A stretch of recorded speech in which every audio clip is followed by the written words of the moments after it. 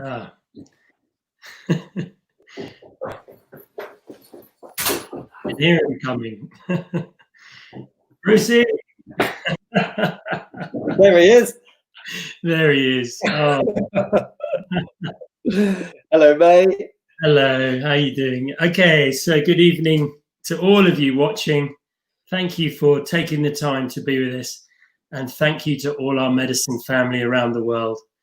It feels like such an important time to be opening our hearts to what may help our communities and our planet right now. So thank you, and especially thank you to our guest, Bruce Parry, for joining us.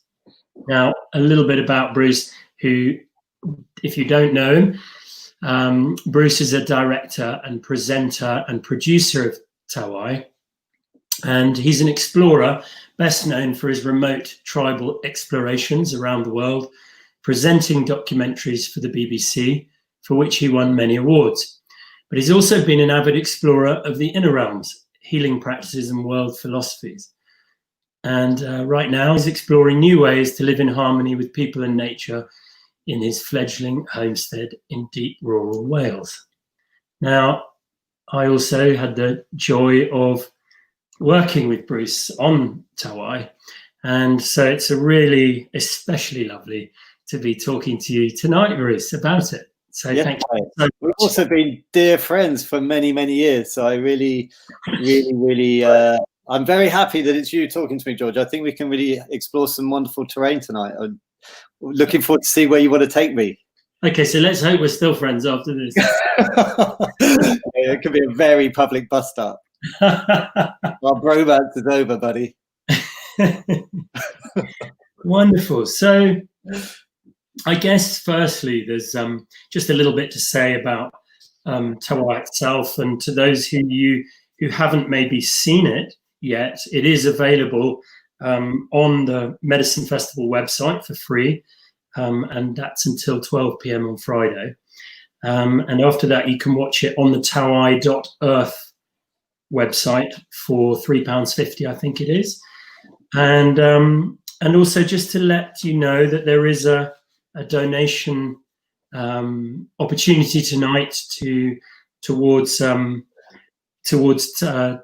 makers of Tawai, and also to Survival International, and I think there'll be more about that on the little screen. Oh, there we go. To find out more, to donate, head to Tawai.earth. Okay, so we'll say a little bit more at the end about that. So I guess it's a bit, as you were alluding to, or as we were alluding to, it's a bit of a different Q&A in a way, because I was involved a little bit with the film, and it's especially lovely to be able to kind of look back a little at those times. And one thing I think that doesn't often come out very much in your Q&As is really what led to the film. And obviously the film in its present guise is very different to how maybe you saw it 10 years ago. So I just wondered if we might sort of go back all those years and sort of remember what you were doing, because you were very different then. You were coming out the back of a lot of work for the BBC, predominantly known for your sort of gung-ho exploits and very sort of outlandish ways of living with various indigenous cultures, and then of course Tawai is a very, very different experience to that. So I just wonder what led you to even think of leaving the BBC and to undergo this very arduous process of making your own film. Yeah, thanks, mate. Well, it's an interesting time to talk about it, because I might be going back to the BBC, so I don't know what I say. So this will be the edited version. If you talked to me like 6 months ago, I might have given you more. But so let's see what I can say to that. Well, you know, I was obviously incredibly privileged to have the job that I had and to go to the places that I went and see the things I saw. And so visiting Indigenous people was one extraordinary experience after another of going to all these places and having all these insights into other ways of being. And then I went and did that trip down the Amazon, which was all about globalization, and got to see like the effects of our lifestyle on the rest of the world.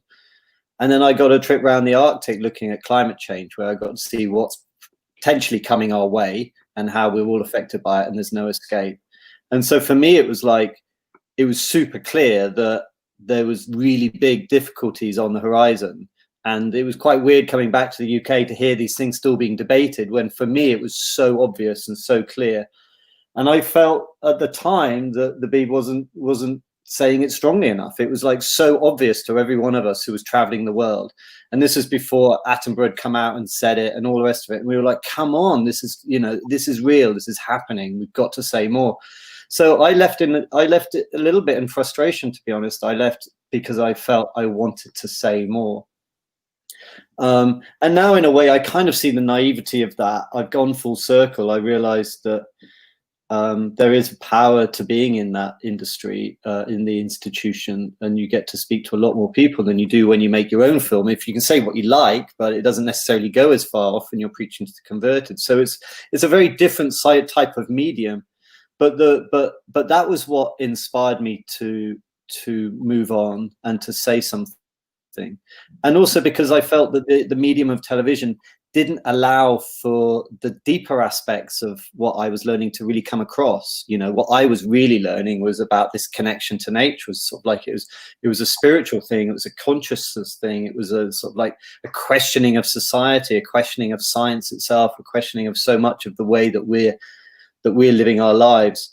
And to that deeper level of questioning, I felt whenever I proposed those ideas to the TV executives, they were like, listen, that's not where we're at. It's not what we can't do that.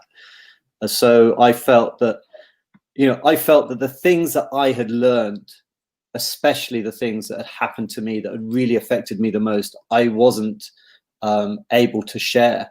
And I felt I owed it, actually. I owed it to the tribal people who'd given me so much insight. And I owed it to the audiences who trusted me with their time, So I felt compelled to leave and go on this journey. I remember a conversation with you actually when you were out in the Arctic, and I was borrowing your house in Ibiza, and I definitely think I had the good end of that bargain. But I remember you, if you don't mind me saying, you were probably in tears on the phone, and I think suffering, probably not far off a kind of breakdown. You were definitely incredibly overwhelmed, I think, by the emotion of having been that person that was, let's say, carrying the hopes of many of the villages and communities that you were visiting. You would go and live in the house, in the home with these with a family, and your producer or your small team that were with you would live a mile away or whatever in their rather nice camp and tents and what have you. And you would be the person that was the voice, the first person that really anybody visited them, and you were sort of expressing concern and expressing interest in their story and what they were suffering and what problems they were having. And in a way, you sort of became the focal point for their hopes and aspirations that something might change somehow. And I remember you saying, you were in a very, very, I would say, very, very challenged place, very, very emotional, very, very difficult place. And I wouldn't say you were depressed, but you were very, very low. Thanks, mate. I don't remember the exact example of the call, but yeah, there were many occasions when that would be the case, and you totally expressed it perfectly. Like when I was doing the tribe stuff, that was less so, because we were hanging out on a daily basis and we would express whatever was coming up, and that generally wasn't that problematic. But interestingly, one of the things that happened when I was making Tribe was people used to come up to me afterwards and say, why are you going there? You know, you shouldn't be going to these places. There's like pristine communities in the middle of nowhere. You're affecting them by going there. And of course, that's true to a degree. But the reality that I was experiencing was that if you just watched the show on TV, you would be forgiven for believing that these tribal people were in the middle of nowhere, unaffected by the rest of the world. And that's not what our understanding was, that we were seeing, was that actually these indigenous groups are completely being affected by our lifestyles. And yes, so a film crew coming in does have an impact, but nothing compared to the loggers, the miners, the missionaries, the nation states taking away all their land and all the rest of it. And that's why we went to do Amazon and Arctic, was to make that point that the world that the way that we're living our lives is having these effects around the world. And of course, so when I did Arctic, which is the story you're just talking about, we had dived much deeper into these sorts of narratives, of like how our behavior is affecting people. And one of them, for example, I mean, I wouldn't be surprised if you know, if this would have been around the time that I made that call to you, was when I was down at the tar sands, you know. So I went to live with an indigenous group who were just downriver from the tar sands, and they're literally a massive increase, a percentage increase of people dying from cancers and contracting cancers in that area. And the local doctor suggested that that was probably because the river's just coming down from the tar sands with all these toxins in it, and like this huge increase in cancers. And so, as you say, yeah, I go and listen to the testimony of these people who would give me their heart and offer their story, and that's such a sensitive thing to be doing, and to go on that journey of living with them and hearing their testimony of the difficulties and really believing them. It's like they felt like they had nothing to gain from this, and then at the same time, because it was BBC, you have to give right to reply. So you also have to give as much time to the suited and booted PR rep from the petrochemical company, who's all silver-tongued and giving all of his stuff about science doesn't say this and science, and that's all nonsense, and they're after money. And it just felt like a really difficult situation to be in, because I was clearly on one side more than the other, and yet I wasn't able to express that. And I felt also often we had to take out those testimonies, and so that left me feeling that I've received this and yet not able to share it in the world. Like I didn't make any promises, but there was a sort of level of expectation that this was valuable, and so I sort of carry that around. And I'm not for a second trying to make anyone feel sorry for me. I mean, I have an amazing life. It's like this has been an extraordinary lifestyle, but it does come at a cost in a way. And so, yeah, there was, you know, if you choose to care, you know, which I did, then the irony of being, you know, I think probably your success in the world of presenting has come because you are someone that people relate to as deeply caring. But, you know, because of that, I get good looks, George. It was nothing to do with that. No, you know, the very reason why, you know, it kind of hit the zeitgeist in a way, as people, as let's say all of us were beginning to wake up, here was you sort of caring about these people, and then through that we began to care. I mean, I always remember the story, and I don't want to drop anyone in it from the BBC, but I remember at the same time you saying, you know, all the way along I've been trying to speak to the camera a little bit about what I'm really seeing. And I don't know whether it's the producer or the director keeps saying, oh no, don't worry, you'll have your bit at the end when you'll be able to do your personal piece to camera. And so you were bottling it up. And after however many months out there of taking on all this incredible, let's say, pent up trauma from these, you know, communities, you were like, right, okay, I'm going to do my little speech now, and it's really going to say how it is. And then when you were given the opportunity, the producer or the director said to you, oh, no, Bruce, stop. It's got to be short, from the heart, and upbeat. Which, yeah. You know, I don't know who that was, but it sounded pretty. Actually, that was the last bit of direction I ever had from the Beeb. I left after that moment. That was literally the conclusion of Arctic, and it was worse than that. Actually, there was certain things that I wasn't allowed to talk about, and that had come from the top. That was quite a big moment, and like if I say those sorts of things in the public space, then that potentially opens up a can of worms. I know why those things are happening. It's like I'm not naive to the sort of machinations of the industry, and it's not evil people putting buttons. It's just other forces at play and all sorts of stuff. But the sad reality is that, you know, we're behind the schedule on really fucking important stuff for all of us, which is much bigger than any of those other sort of whimsical stories, I think. So that was really, it is, you know, at least now, 10 years on, we're looking at a very different landscape, probably within the Beeb and within many different presenters of information. I wouldn't be going back to the Beeb if I didn't think that there had been a change. And I know the person at the top now. I mean, this is all quite dangerous speaking about in public, but like, yeah, I know that, for example, talking about climate change, for example, isn't a debated issue, which it was when I was doing it. It's not now. It's like, what are we going to do about it?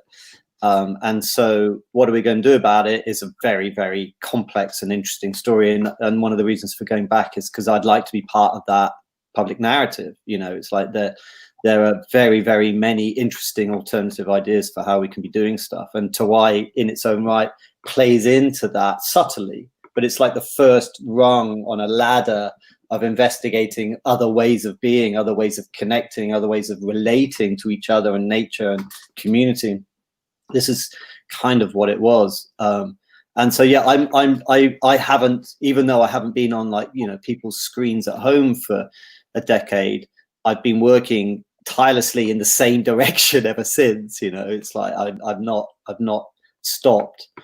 It's just taken. So in a way, we're reflecting on the end in a way rather than the beginning. But I'm just wondering then if you see where you see Tawai's role in the last 10 years of your life, and then you know, I guess what you're saying is that an independent film doesn't have that reach, and otherwise you wouldn't be back at the BBC or potentially back at the BBC.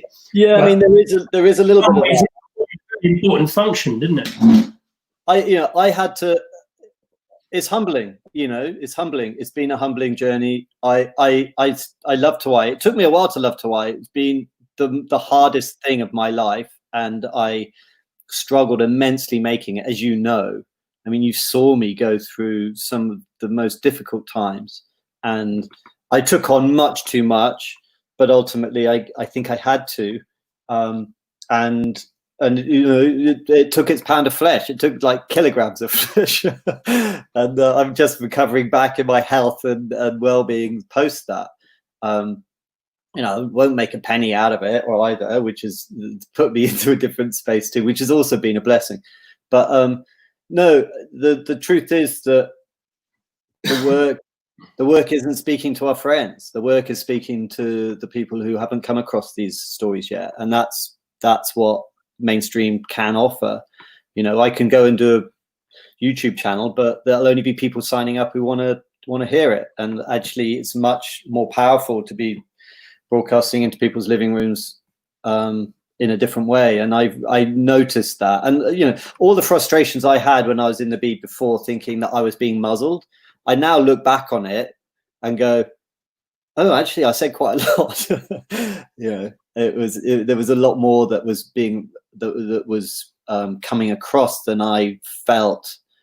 I felt I wanted to say everything, but actually, I feel now, in retrospect, very grateful for being held by some of those producers, for holding me and not letting me just sort of rant away, because that somewhere in that balance of me being on my extreme and them holding the leash was actually something that was working. Even though it was hurtful for me to not be able to say it all, it was wise in the long run.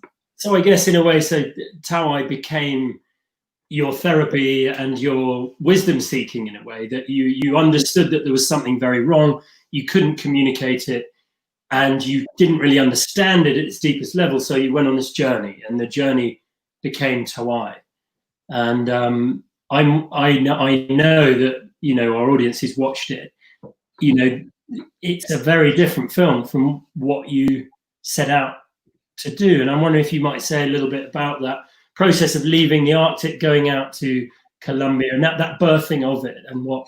Yeah, it's weird. I mean, it's a very long story, and it's beautiful actually that recently on Medicine you showed Aluna, didn't you? Because actually, in some ways, Aluna and Tawai were coming together in the early days. It's like when you were asked actually maybe to present the second, Aluna, wasn't it? Aluna, yeah, because obviously as you know, it's a very long story, but yeah, I was speaking to Alan in the early days of Aluna, and I was going to be the presenter of that at one point, and then we had gone out together to meet Kogi, and that had been an extraordinary journey to meet them for the first time for me with him, the wonderful Alan, and at the end of that, this Mama Ramon had said to me, when I said, because we'd basically gone through the process of them accepting and agreeing that I could be this envoy, and they were like saying, well, The Heart of the World, which is Alan's first film, which was like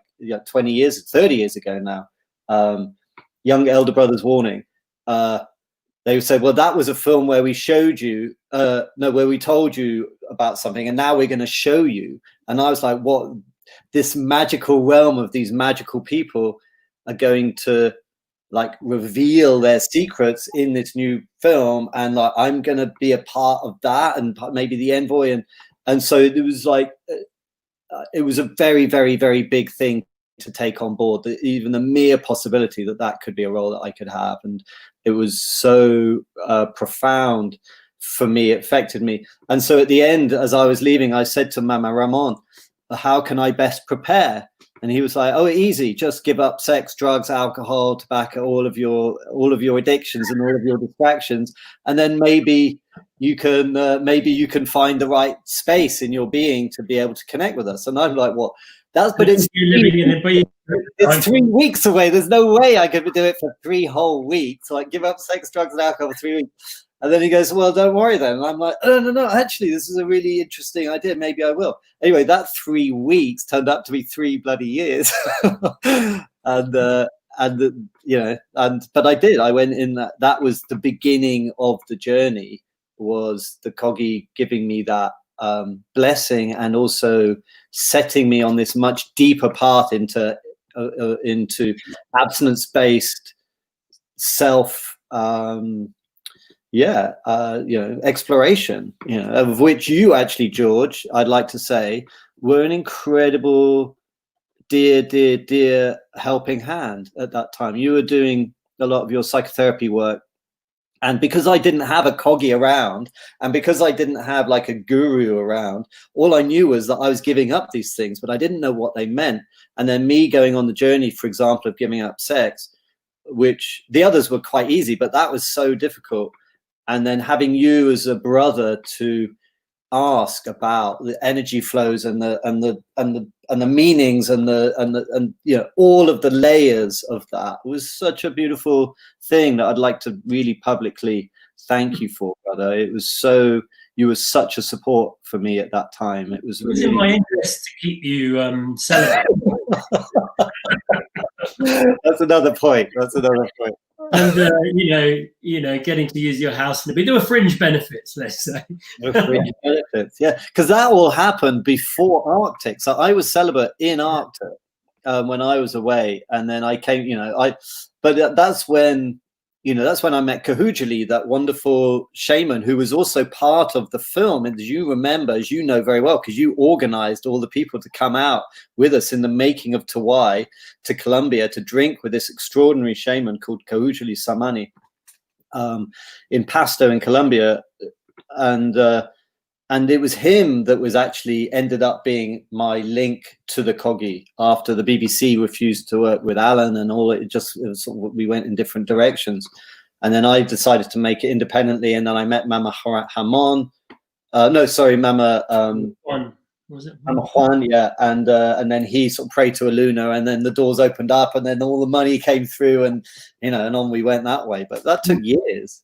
That's really, for me, a very interesting thing is that I remember getting the call from you. It's like, I've got to go out, thinking of going ahead with this film idea. I just got to go and do a bit of research. Do you want to join me going and doing a little bit of research in Colombia and meet with Kahujili and meet with the Kogi? And going out on that, realizing, you know, it was interesting because obviously you're my friend, and that's one way that you relate. But I remember going to that community, and when we first sort of met with Mama Juan and the other Kogis, Mamos there, was the degree to which I think they saw you as a way of connecting with all the indigenous peoples of the planet that you'd spent the last 10 years meeting. And it was very interesting to see that firsthand. I remember every morning they'd ask us to come and go, and you know, they'd ask you, and because I was your friend with you, they very kindly invited me as well. So that was a real honor to be there listening and a part of those sort of councils. And we'd sit at sort of 6 a.m. at dawn, and they would just pump you for information about tribes around the world, all the other sort of, let's say, indigenous cultures that they recognized as holding some of the medicine of the planet. And they were just pumping, and it was like seeing you there in a different light. I saw you as, wow, you know, Bruce has really become a kind of carrier, a wisdom carrier or a cultural carrier for these indigenous tribes to connect. And I think maybe, I don't know to what degree you saw yourself in that role, but I very much realized then how important it was what you were doing and what you were trying to do.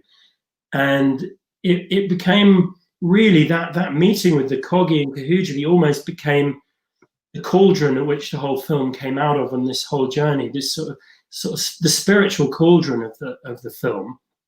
And ultimately the Kogi don't even appear in the film, which is quite interesting. Mm. Yeah, you know the story there, George. It's so big and it's so profound, and it's so many layers, and it's full of lots of avenues and tragedy ultimately, as you know, which has its own layers within it. And I don't know if we want to go there now. It's, you know, it's a beautiful story as well as a tragic story. But you're right in that meeting there in Colombia was the beginning of Tawai. And you remember, it's like he said to me, because I said, oh, I came out once before to meet you guys in Santa Marta, but it's not working, because he goes, well, leave it with me. I will pray to Aluna, and we'll see if we can arrange for you to come another way. And then literally, I think within a week, I had, you know, the first investors saying, we're going to give you money. So it's like suddenly the ball started rolling from having had no film at all, just an idea and this thing with Alan that had fallen down, to this, and then this me on this sort of journey of abstinence, thinking, when am I going to finally meet the Kogi to be able to have sex again and have another alcohol? Not that was my motivation, but you know, that was in my mind. It's like, when's this journey going to end with the Kogi? And that they then created their own avenue, and they were the people we ended up obviously going to go meet. I've lost my image of you, George. I don't know what's happened there. There you go. Oh. I was quite grateful for that, frankly. But yeah, no, going back to what you're saying about that, you know, there was around that piece, and I know that the Kogi eventually didn't appear in the film. Maybe they didn't need to. Well, clearly they didn't need to. But in a sense, it feels as if something happened during that time. Something happened during that time, very powerful for you personally, that changed you, I think. You know, that really, almost like an initiation. I do feel that was a period of an initiation for you. And in a way, they set you on the journey. And I remember a number of things happening at the time. I mean, you know, that when there was, I think it might have been a bit later, there was a time when we, or when you were really needing a piece of money to come in to actually complete the kind of investment. And I remember it wasn't coming in, and then there was a moment when I think Jan Frank, or was. I think maybe you should tell the story because I don't remember it very well. But there was the gold, and then there was the giving of the gold back to the planet. Later, actually, this is when we visited them when you were there. Not that first trip, but when we were there in the filming, George. It was like so we had already raised like $1 million or something. We needed another $1 million. I mean, it's like crazy how much money we raised to make the film. But like we'd had a number of things happening, but we'd sort of laid out the sort of like the caterpillar track, and we had really at the end of one, and we needed to lay out the next one, otherwise the whole thing was going to collapse, and we hadn't finished. So it was quite critical because we had all these salaries and everything, and we'd made these assumptions and pressed start before the whole caterpillar track was laid out. So if it didn't get laid, it was going to be really difficult. And so we were there in Colombia filming. And I was with Mama Juan, and I had brought with me, because I know that the Tairona people, of which the Kogi are the descendants, were metallurgists, and the gold is a huge part of their story, and that they see gold as obviously the veins of the mother, and that it's very sacred, and that they've a big story around our exploitation of the mother and exploitation of metals in particular and all this stuff. And so I had, during my filming of Arctic and Tribe and Amazon, I had basically collected things along the way, and on 2 occasions I'd lived with gold miners, not illegal, but like one time illegal gold miners, and another time with these prospectors out in Siberia or somewhere. No, it was in Alaska. So I had basically personally, physically found gold, one under the Arctic Ocean and another one in some like illegal gold mine in Brazil. And I like brought it home, and I didn't know what to do with it. I was like, one day maybe I'll make a wedding ring out of it or something. But like right now, is like this kind of horrid gold that I know the story of. And I offered it to the Kogi Mama and said, listen, can you cleanse this for me, or can you offer this to do whatever you wish? Just this, I offer this to you to clean. And so he literally got gold out and he sprinkled it over those megaliths, you remember, and then said all these incantations and prayers and stuff. And then and then during that process, he said, "There's a blockage in your flow of stuff, but this hopefully will unclear that or break this blockage for you." And I think that later that day, didn't we get a text? Yeah, it was that afternoon or something. That afternoon, it's like suddenly we got $1 million in the bank or something. It's like, I mean, it's just bonkers. But he basically made these offerings from this gold, and it was all about the whole thing. And there was we were living in such a magical time, George. It was like there were so many moments like that all the way through. We were all on this magic carpet flying through the making of that film, and there was plenty of problems, but each one was almost seen as a little friction to look at ourselves and to go on some sort of personal healing so that we could get through it and go forwards. And every single person who got involved in Tawai has had really difficult time during the making. I mean, like everyone felt their limit and like came up against the edge, whatever that was for all of us, me especially, but everyone had it. And it was really, it was really beautiful. But I remember, persevered because of the magic. Yeah, I mean, there's no doubt that, and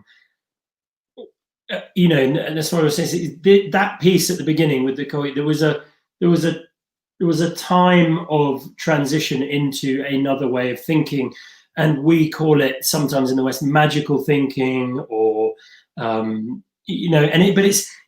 it's we come with our Western perception, and then you come into contact, and this is actually, I'd love to know a little bit more about this, because I'm sure this is happening to you gradually, even from the times when you were a Marine and you had a very rigid way of thinking. Gradually we get to this time when we're making prayers and sprinkling gold and getting the money in to make the film, and keeping celibate when you're.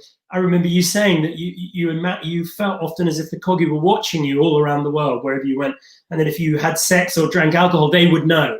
And so there's this kind of magical thinking that was going on, and this is very much a piece, isn't it, on how indigenous cultures see the world so very, very differently to our more mechanized view of the world. And this decolonization, which we're often talking about, this, to what extent have we lost with our rational minds this ability to think holographically almost? Well, I think in a sense, that is the nexus of what Tawai is about. You have Ian McGilchrist there talking about the two hemispheres, these two very different ways of perceiving and experiencing and relating to the world.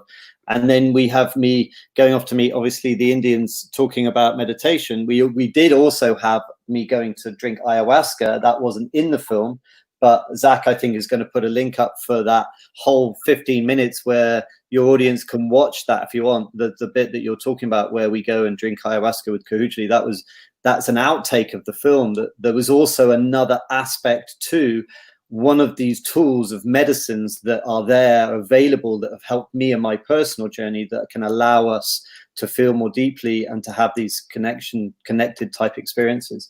And in a sense, that's what we went to go and see the Piraha as well. It's like you go and meet this group of people living in the forest who have no future or past tense to their language, because their whole way of being is so focused on the here and now that they haven't even bothered or haven't even had necessity to create new sort of like grammatical linguistics for these times that are abstracting out of the here and now. So they're so present that they couldn't even think outside of the here and now if they wanted to. They don't have the capacity. It's all about here. And as a result, they have this extraordinary relationship with the spirit realm around them. And I've lived with tribes all over the world, and I've lived with plenty of indigenous groups who have beautiful connections with the spirit realm. But they were the only group that I've ever come across who a large percentage of the tribal population literally have a running dialogue with the spirit realm on a daily basis without the need for drumming or plant medicine or meditating or fasting or all the other things that we all do in order to get to that place. Here's a group of people that just because they're super present and they couldn't abstract out with their brain, with their voice in the head if they wanted to, and they've got this relationship with this guiding force that is holding them to account and telling them how to behave. I mean, that was, to me, the strongest moment in the film. Although the Penan are my heart, soul group that I love so much, when I heard about the Piraha, and it was such a hard group to film with because the translations are so difficult and the translators are all either missionaries or ex-missionaries or academics that don't like me talking about spirit. And it was a very, very complex place to go and film and to translate. But I went there because I wanted to know, okay, so apparently there's this group of people who have this running dialogue with the spirit realm, but how are the spirits talking to them? And he said, and I didn't know what he was going to say, he said, it speaks in my heart. And then it becomes words in my head. And that's why I went there. And for me, that is the heart of the film. It's like, yes. And it's when Ian says the right hemisphere is more connected to the heart, to the body, and the messages that come from it. It's like, this is what the film is about. It's this connection that we've lost, and how we might, through these spiritual practices, find ways of feeling more deeply once again, feeling empathy that's so needed. Is there a sense, I remember when you were telling me about the Piraha and trying desperately to get permits to film with them. And I'm wondering if you feel that, for example, you were talking in the film, you were looking at meditation, yoga, abstinence, science, ayahuasca, iboga, plant medicines, all these technologies, let's say soft technologies for creating this method for hearing or experiencing guidance or inner wisdom, and yet here with this tribe who hadn't lost that connection. And I'm wondering why you think that was. I mean, do you think that the language, there was an intention to keep their language like that with their elders, or do you think that was just happenstance and they were just so remote that they hadn't had that transition into a more complex way of thinking? No, I think that the mother of most change and invention is necessity, and they lived in an extraordinary place where there was fish, and there was warmth, and there was a lot of stuff, and they lived a simple life and were happy with it. And I think that they probably give us an indication of a way of being that is indicative of many of us, like the Penan. When it comes to egalitarianism, they don't look like an ancient tribe. There's other groups out there that look much more flamboyant and old, but actually when you scratch at the surface, the egalitarianism of the Penan is an insight into our oldest way. And likewise, I think with the Piraha, you have there with the language and the simplicity of the language and this connection, this unbroken connection with that which is the call it nature, call it the spirit realm, call it deity, whatever it is. That is something that I think we all probably once had, and only through the sort of like the complexities of life as we've got into hierarchy, as we've got into agriculture, as we've got into left the tropical belt and abundance and all of these things, we've lost. And that's where shamanic practices and plant medicines and yoga and meditation and all these other tools have come in as ways of like reconnecting us to that which we once perhaps always had. And of course, I have no idea if that's true or not, but it fits with my own experience and understanding of the journey and of the experiences that I've had. And it's a narrative that I've kind of taken because I like it and it works for me. And it answers something really deep and profound inside us that gives credibility to these practices, basically. So something around that obviously one of the questions that always comes up is how applicable are some of the themes that you look at with Indigenous people? How applicable are they to our modern life? And there you said it, well, the Piraha, I imagine the Benjeli and the Penang, they're not too far out of that tropical belt, are they? I mean, I think they're within the tropical belt. So there's abundance, there's no lack of seasonal scarcity. How much in all your travels with other tribal people beyond the tropical belts did you find any of those things being effective? And what things are effective out of those? This is the other massive question that is the sort of like the elephant in the room of the film. It's like, okay, Bruce, thanks very much for shining a light on the wonderful Penan and all these other groups. And as you mentioned, the Benjeli, who's another one of the clips that maybe Zach will put the link in so you can see this other really beautiful 15-minute outtake of this African egalitarian tribe. I really encourage everyone to watch it. It's got a lot more richness in it than we get with the Penan in a way. And there's reasons why it was taken out we could talk about later, but please have a look at that. So yeah, there's these groups, and you could easily say, well, thanks for this insight into the past, Bruce, but how on earth is that going to help us today? What's the relevance and what's the point? And this has been like 10 years of me trying to figure out the answer to that, if I'm honest. What I know is that when I went and lived with all of the tribes around the world, when I was making my TV show, that although I learned so much from each, and each was beautiful in its own right, and so much of the stuff that Medicine Festival and most of us talk about, like, community bringing up children, like plant medicines and connection to nature and spirit realm, and all of this stuff that tribal people are holding still. And many of those groups were holding that, and there was so much for me to learn. But at the same time, I was observing in their societies some very similar stuff about how they're dealing with the pressures of society itself, the pressures of leadership and hierarchy and all of that.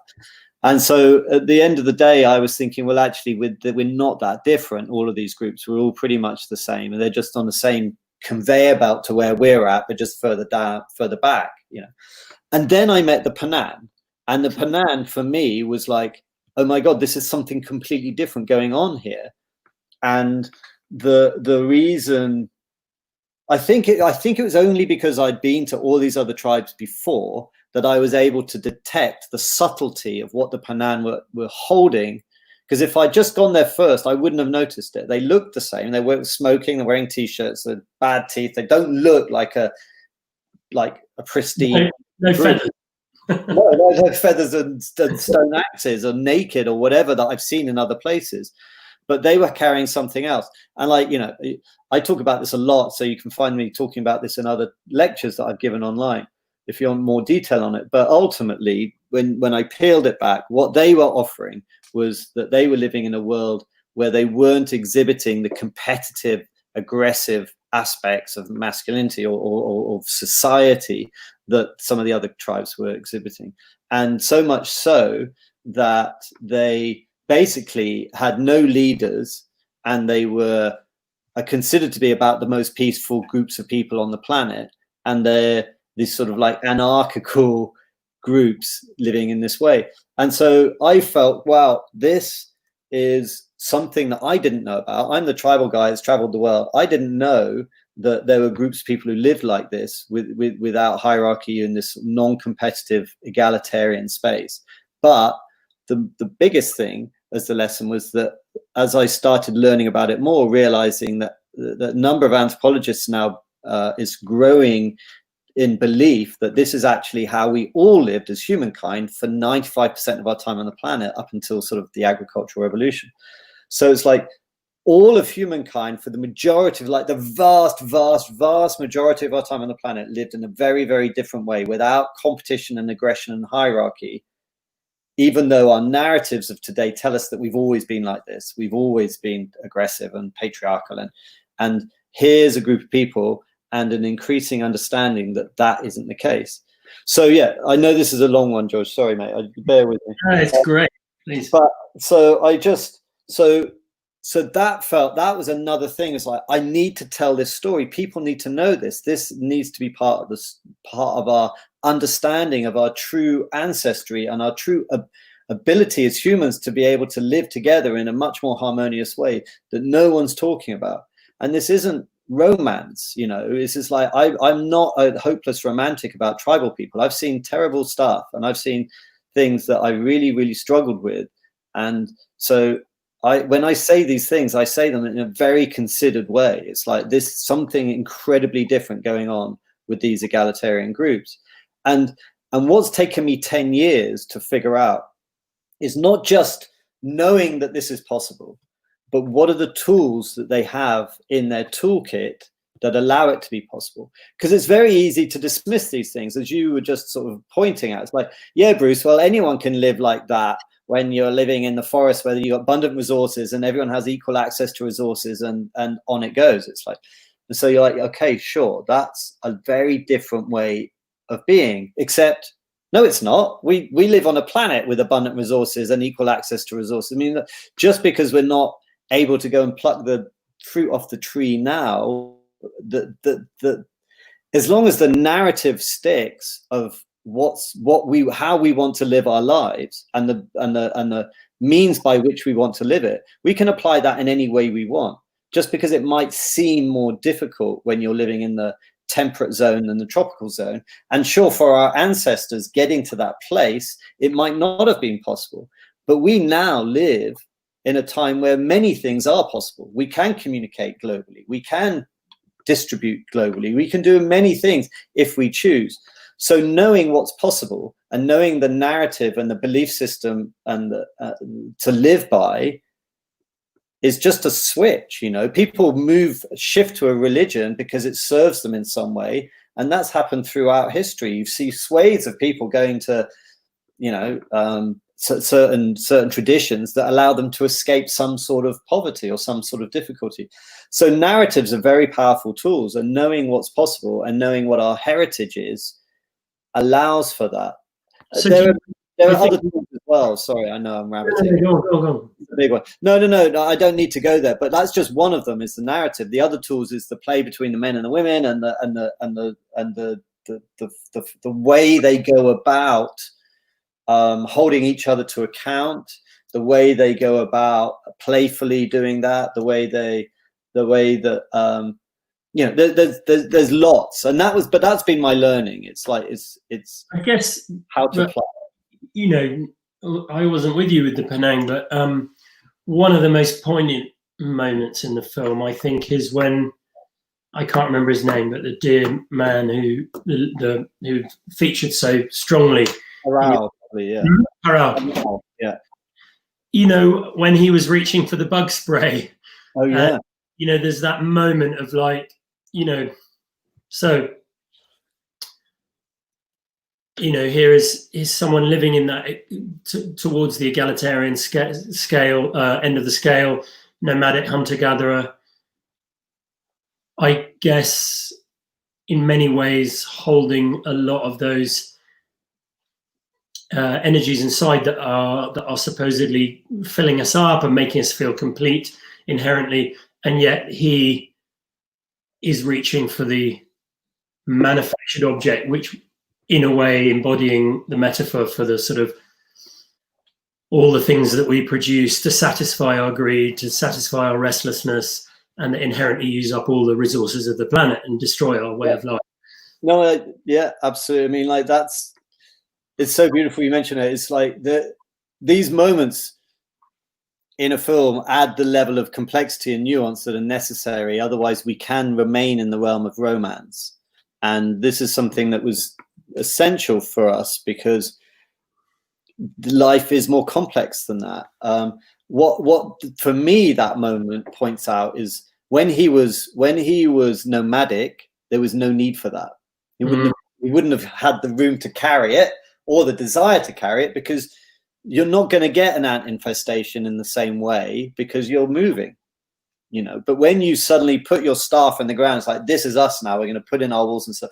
You're now, that flow of nature that once was there has now got something stiff and solid to brush up against. And you've got to basically fight to keep it all at bay. And that is creating the garden, creating the agriculture, creating the homestead that is static, is a completely different way of being to that which was much more in flow with nature prior to that. And the spraying of the ants was a sort of indication of that to some degree. But on top of that, as you say, it's an indication of like this subtly now more heartless relationship with the nature. You know, it's like he could easily, and this is a difficult one because actually, you know, and I don't know the truth to this, and so this might be difficult for some people to hear because we all wish so deeply for something inside of us. We have this sweet spot inside of us, this deep, deep dream and desire that there was this golden time and there was this time when we held this deep, beautiful connection. And even though I've just been talking about that with the Piraha, about this guiding force that is there, I've still seen generally with hunters and gatherers around the world, when it comes to like dispatching animals or taking out trees or whatever, by and large, I've seen not that sort of reverence that we all would like to fantasize about, that we might have read about in the books of native North Americans, for example. And I don't know what that is. Maybe I'm just coming too late and they all used to have that and they don't anymore. Or maybe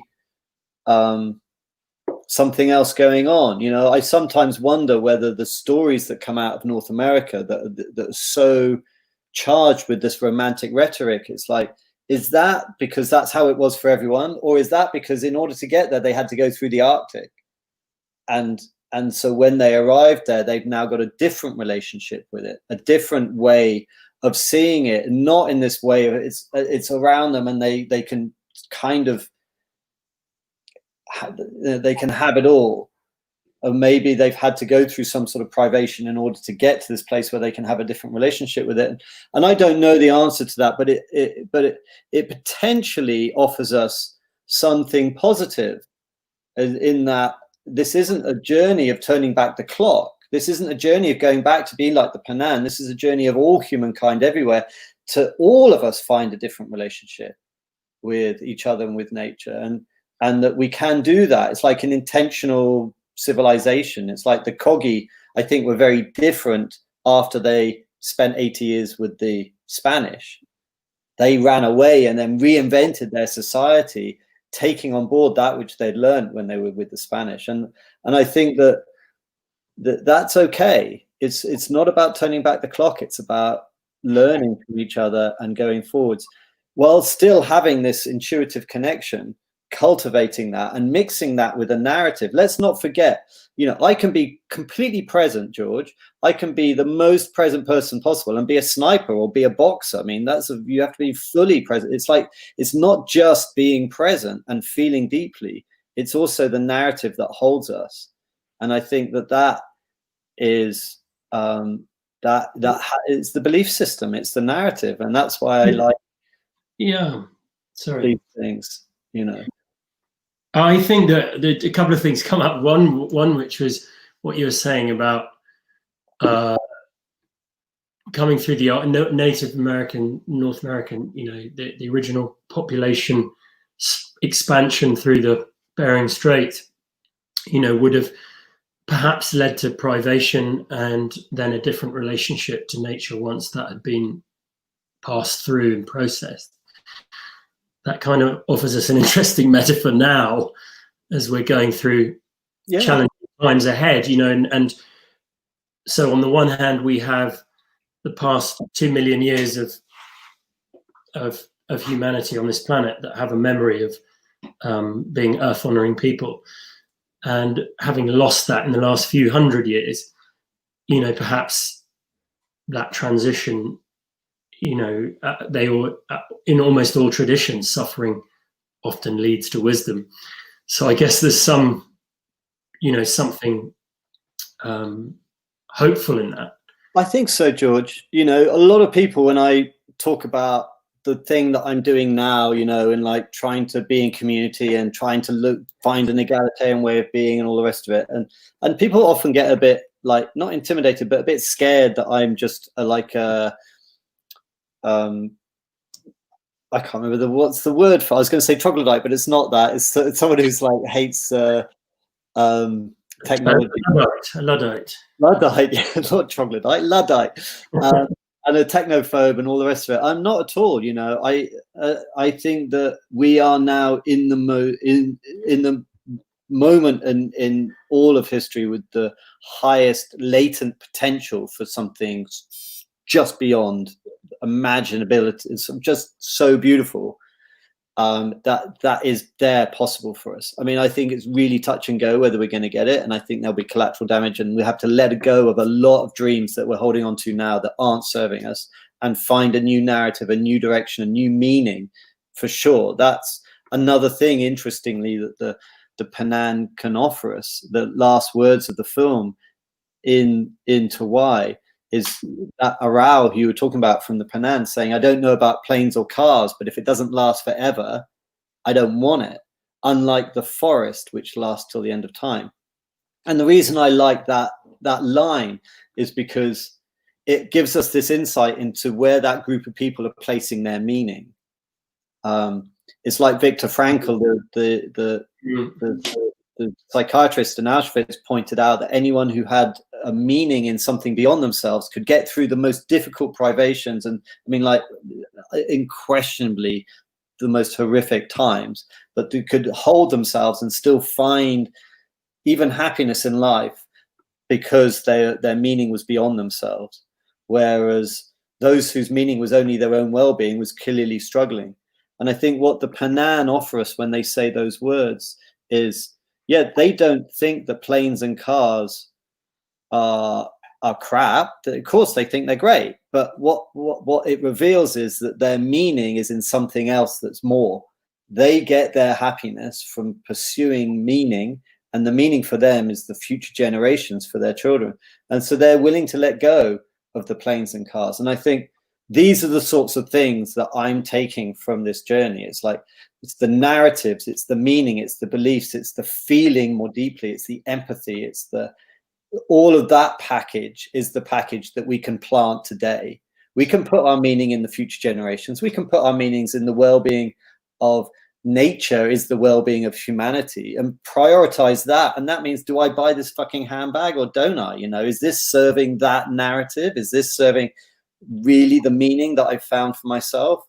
Is this just for me, or am I doing this for the future, for the kids? And if you really embody that and take it on board, like I think the Penan do, then you have the ability to, and especially if you can do it with other people, then you have the ability to really move mountains and go through all sorts of difficulties and still find the most joy. I mean, everyone who is sleeping on the streets of London in XR, you know, like wants to sleep in a tent in Trafalgar Square, but everyone's having the best time ever. Why? Because they've shifted their meaning. They found something to place their life's meaning in, and it's the future. It's the generations to come. And you know, we just need to invite everyone into that same story, and we can really, you know, create the most beautiful journey. But it does mean letting go of current dreams. See, in some ways, I have not a problem with meaning, but a narrative. Is that I often think that we, you know, well, it's just if we go back to the Piraha you were talking about, you know, they have. They don't really have a narrative. They're just in the moment, and almost. I mean, for example, in Buddhism, they often talk about the curse of humanity is this need for meaning, because it takes us out of the moment. So they don't really have meaning either. They don't really have that much narrative, and I'm wondering if meaning and narrative is a stepping stone. You know, a necessary stepping stone, or a helpful stepping stone, another soft technology that actually isn't the end. It's just a part of the journey. We get quite caught up in the West in narrative, and that's why we watch so much movies and things like whatever what we're watching now. But no, George, I'm totally willing to accept that as a possibility. I love that. I noticed even in the own words that I was saying today, there's a subtle difference between like me saying on one hand that the Piraha have been given direction by the Kaubage who's telling them various things, and then sort of negating that with something else I said soon after. Yeah, these are very complex things. And likewise, like with egalitarianism, you know, does that mean there's no leadership at all, or can we have leadership that takes us to that place? And I think stepping stones is totally really, I think that's a really interesting point, that the egalitarianism and leadership. It is, and like I've had to debate this many times. It's like, for me, that where I got to with that is like, I'm happy to follow any guru or leader for a period of time if they're giving me good direction, provided that within their narrative is this end state of no leadership and no guru. And you know, if they're happy to willing to accept that they're taking us on a journey for us all to be self-empowered, for us to have our individual relationships with each other and with the divine, and for us to all be completely equal in space, in the knowledge, I believe that that's the best way for us all to be, then I will listen to that person and follow them to some degree. I mean, maybe that's a subtle difference between you and me in these areas, but I'm all up for stepping stones. It's like when the Benjeli, you see it in the clip, if you see them, it's like they've got these really strong stories, narratives amongst themselves, but they're not written in stone. They're just held in their bodies, and they have rituals that remind them of those narratives. So one of the rituals is the time when the women overthrew the alpha male and invited the other men in to live as equals within the society, provided that the other men let go of their competitive, aggressive traits and lived as equals with the women in society. That was that they keep this narrative going by having this ritual that they perform every now and then, so they don't have to keep relearning. Is that in that clip? It is in that clip, yeah. I don't know if Zach's listening, but if Zach, if you're listening, if you could post that clip for the Benjeli, that it's really beautiful. Anyway, sorry. Yeah. No, it's cool. I've forgotten where I was going, but like, I absolutely can, and we'll post that. We've got some amazing questions also from the audience, loads of them. So I've sent a few over to you, George. Perhaps you guys will try and crack open a few of those. Yeah, wonderful. I guess this one, here's one here from Ferg Parry, a namesake. I don't know if a relation, Bruce, but sure. I'd like to ask Bruce about his egalitarian quest in the UK and how he's finding the challenge within the UK. Also, if there are any useful resources in setting up spaces like this. I come from a travelling background, and most sites I've had the pleasure to live on have been without any large or oppressive hierarchy, but has always been protected by law of some sort. How has he found having brought property and setting up an egalitarian space in the UK? Okay, so I guess there's a few things there about egalitarianism now in England, and this idea of having laws around them. Yeah. Well, I mean, the thing that I've learned, I guess, from especially the Benjeli and the Penan is, and the Benjeli, it's much more visible when you see that clip, is that they kind of came to a realization that society's better when everyone is working individually and collectively to maintain balance by not letting anyone get too much or anyone get too less. So not only in material, but also by showing off, by hoarding, by accumulating, by status, by anything like that. Everyone playfully is keeping everyone in check to make sure that we're all in the same space.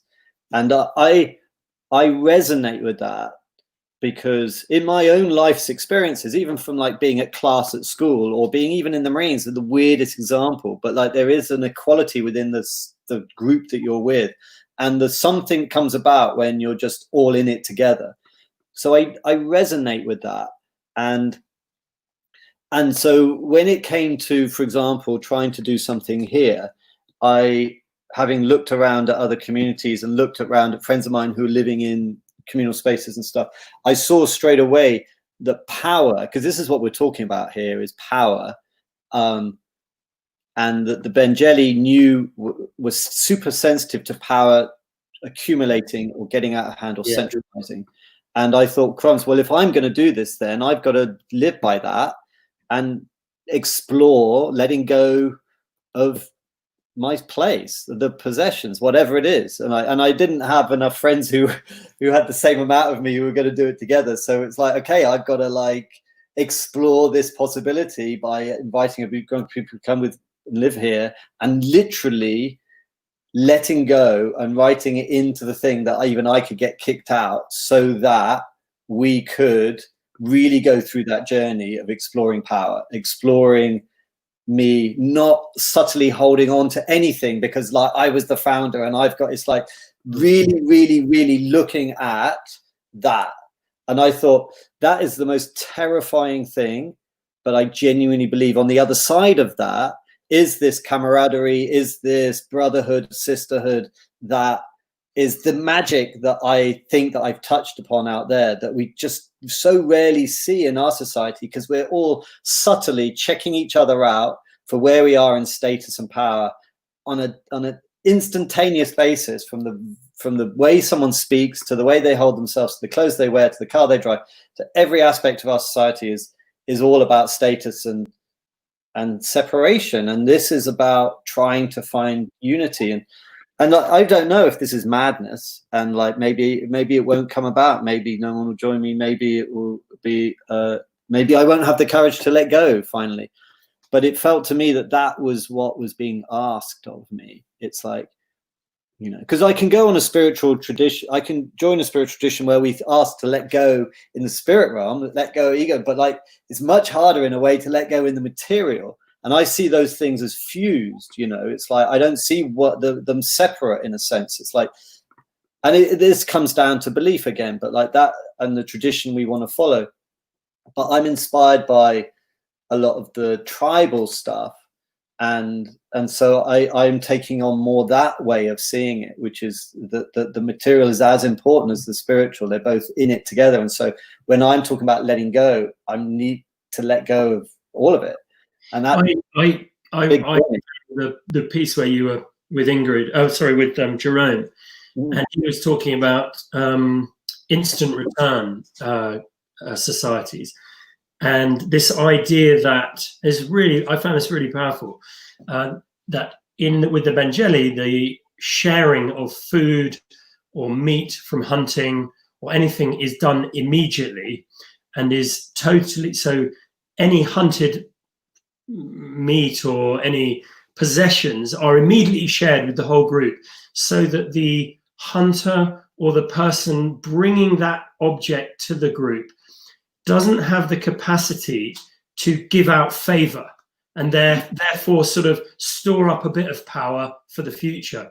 If I have to immediately give everything away in a completely equal way, then I don't have the ability to get favor by going, actually, I'm not going to give it to you because you pissed me off yesterday. I'm going to give it to you, or that nice pretty lady over there who I might like to marry, I'm going to save it for her. It really is as simple as that, George. I mean, there's a number of tribes out there that do it differently. Some tribes, the person who catches the meat isn't allowed to eat it. I mean, that's one level of it. But what I was about to tell this story, actually, I obviously got sidetracked with my own random waffles. But like when I was with the Benjeli, I remember being with the men and then pointing at a guy on the other side of the village and saying, see that dude over there? He's the best hunter. We all go out and we all hunt together, and we hunt elephants with big wooden stakes. He's the guy who runs in with a stake first, and then we all come after him with spears and stuff. I know that's going to upset some people, but these people have been living with these animals for a long time, and until we arrived, they were in harmony with them. But anyway,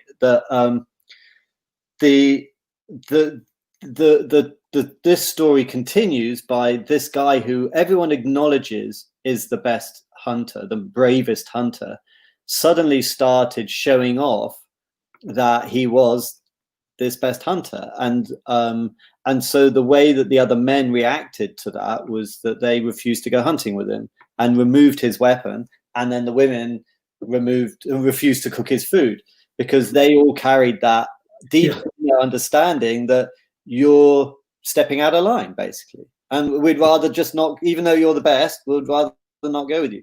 And I think that's what it is. It's like, it doesn't go to a central office to get organized. Like everyone individually knows, takes it on themselves intuitively. That's not right. I can deal with this here and now. I can do. So it's like a really decentralized way of holding balance and keeping power in check.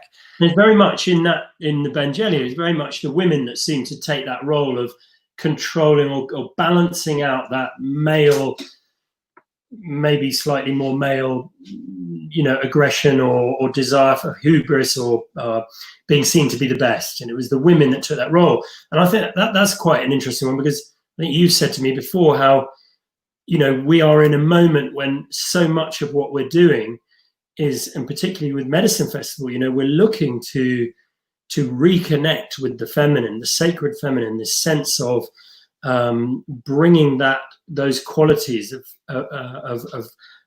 honoring Mother Earth, of honoring life in the way of the feminine, and that is the medicine that may really help us. And yet, in the whole film, there is very little female voice.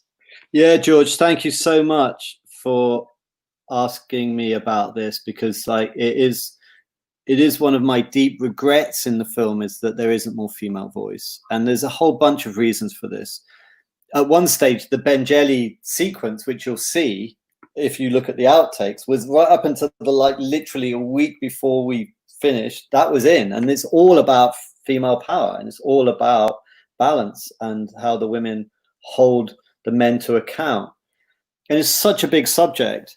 And in the end, I took it out because I was really scared, because we put it through some viewing study groups, and of course, this idea of binary understandings of sex and gender is very at odds with the direction that many progressive minds are heading this right now, and me as a white man giving this sort of voice of God narrative over it was triggering some people, and I didn't know how to hold it. So we ended up taking it out, but it ended up meaning there's very little female voice in the film left.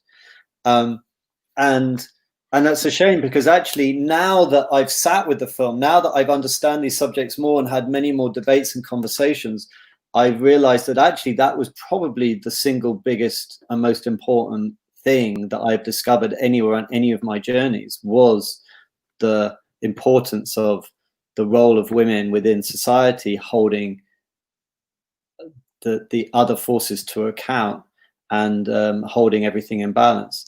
And what you see if you look at this Benjeli clip that Zach's going to put the link up for, is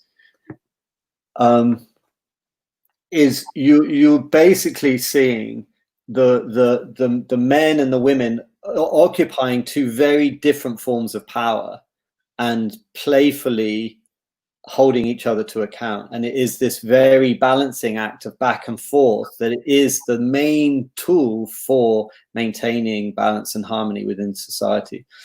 And what the women have is extraordinary solidarity, and maybe even going back all the way to the moment when they first said no to the alpha male, when they first outcast the alpha male and invited the men in, which is, you know, too much to talk about now, but like the whole sort of coming into ostracism and synchronicity and all of these things that could have been part of our, literally, of how we evolved in order to become human, in order to stand upright and to look after the children in the way we do, and needing the help of men in order to create society because of our very helpless offspring.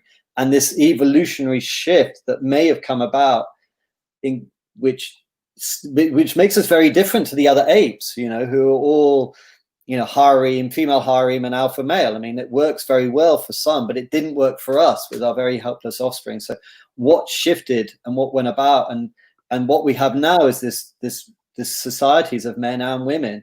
But what we had for like 90% of the time on the planet was actually where the women were as powerful as the men, but holding a very different quality of power. And their power, when you see it with the Benjeli, these extraordinary women coming out, is that they are fully themselves, occupying their own way of basically playfully, joyfully, sexually holding the guys to account. And they do song and dance and teasing and pointing out if any guy is like a bad lover or being aggressive or anything, but not like, it doesn't feel like this is like an aggressive stance against toxic masculinity. It's not that. It's full of love, but it's like, behave yourselves or you're not fucking getting any kind of energy of them in solidarity together. And that was it. And then the men don't do anything in response. They just sort of charge around all being gruff and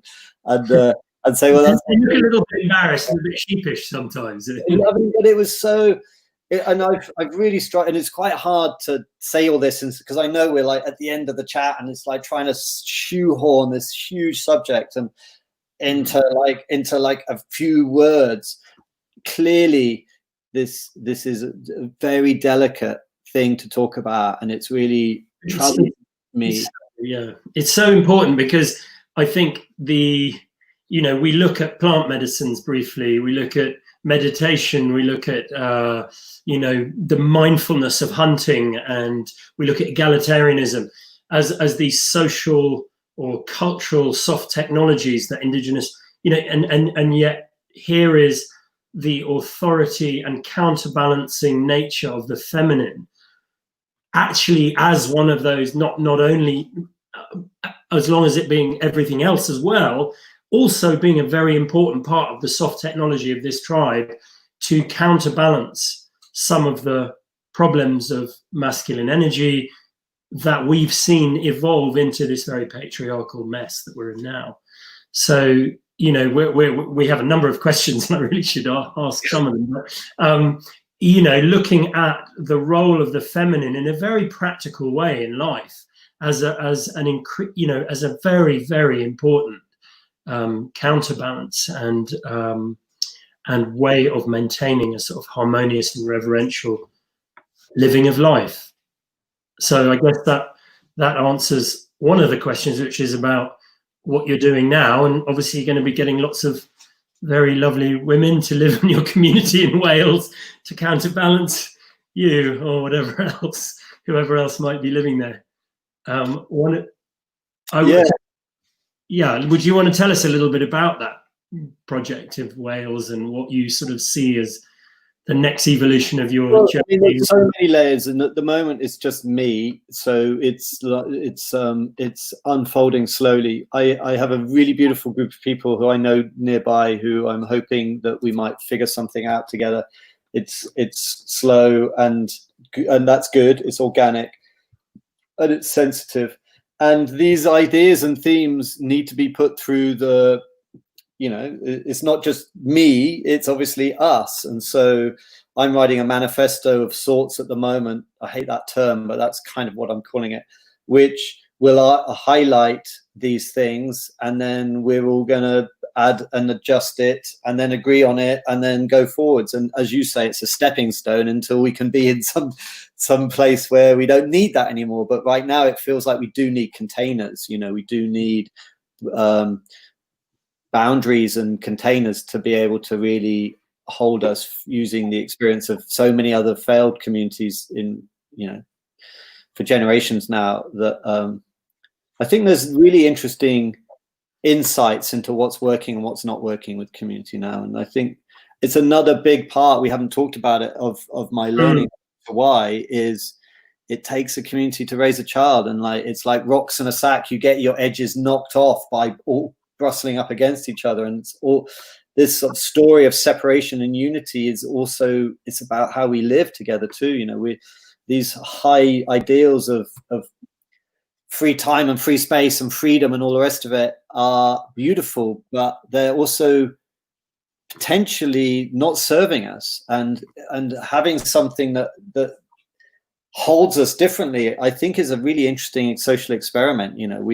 It's like, I feel that society, we've broken into the Swedish shop and we've been gorging ourselves. We've been so successful at getting everything and doing everything we want, but waking up to how it might not be that healthy for us. And so to have some capacity where we all hold each other to account, being guided by some, I know you're not really into narratives or principles, but by some principle that we hold each other to account, and that we all are, held by that. That's kind of the idea around it. It's like we buy into this.